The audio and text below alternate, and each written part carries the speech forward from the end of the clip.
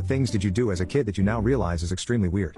1. I used to eat tissues as a kid. My mom found out one day and yelled at me to stop, as any sane parent would do. So I started eating them in secret, sneaking away with a tissue box to another room to eat a tissue or two. Until one day when I was about 5 years old I had to go to the hospital. I had no idea what was going on. All I knew was that I had trouble breathing through my nose. Before my operation I was in the hospital and I overheard one of the nurses say that they just needed to remove the excess tissue in my nose. Naturally I thought that the tissues I had eaten had started getting clogged up in my nose and I never ate a tissue again. I realized at 14 that it was muscle tissue in my nose and not the actual tissues I was eating. 2.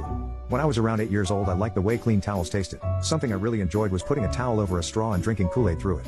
My mother wasn't a fan of having white towels covered with red spots, so she put a stop to it pretty quick. 3. I used to stand in my bedroom window and try to stay as still as possible so the neighbors would think my parents had had a statue made of me.